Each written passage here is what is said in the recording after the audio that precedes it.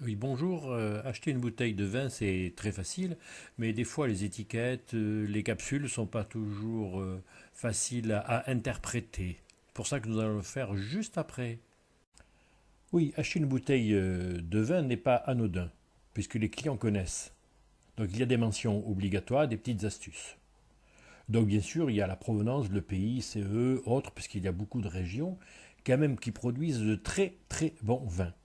Donc bien sûr, après il y a l'année de production.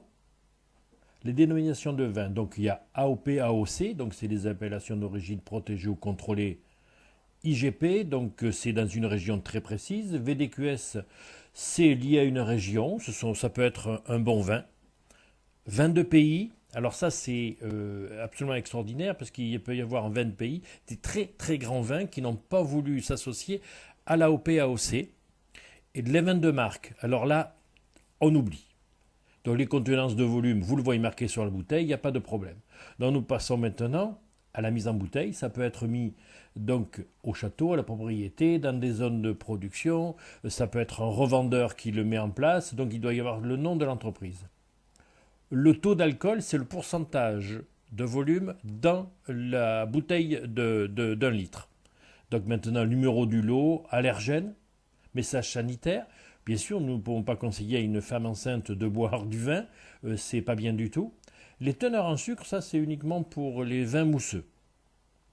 Alors cépage, maintenant vous avez vu qu'on a vu apparaître beaucoup de vins de cépage.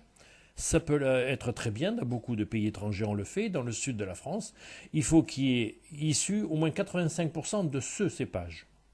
Après il y a l'exploitation, le château, plutôt en Bordelais, l'éclos en Bourgogne, et puis il y a bien sûr d'autres appellations. Maintenant, nous allons passer à la partie légale. Ça, c'est la capsule. La capsule, elle dit absolument tout. Vous avez un premier chiffre ici qui est la région de production. Ça, c'est basique. Par contre, toujours pareil, il faut connaître sa géographie. Le deuxième chiffre, c'est jamais il est récoltant, il est négociant, c'est un anthropositaire. Donc le mieux, c'est toujours récoltant. Ici, après, nous avons la mise en bouteille et puis la Marianne. Alors, une petite astuce, toujours connaître sa géographie.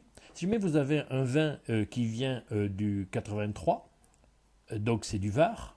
Mais si vous voyez qu'un vin marqué sur l'étiquette du Var et qu'il y a, je voyais, j'ai mis 14, c'est qu'il vient du Calvados, c'est une mise en bouteille en Normandie d'un vin qui vient du Var. Je ne sais pas, mais un camion-citerne n'est pas l'idéal pour faire vieillir un vin. Donc, autre petite astuce, c'est là un petit truc, vous mettez votre doigt dans le cul de la bouteille. Si jamais vous avez une bouteille qui est assez profonde, c'est que le récoltant a jugé que son vin était assez bon pour prendre une belle bouteille.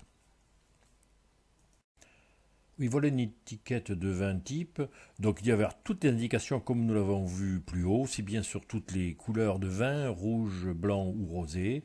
Donc vous voyez bien ce qu'il y a, l'indication, les AOC, le nom de domaine, les allergènes, les cépages, millésimes, mise en bouteille, teneur en alcool et volume. Donc il doit y avoir absolument ceci. C'est en plus de la capsule qu'il y a dessus.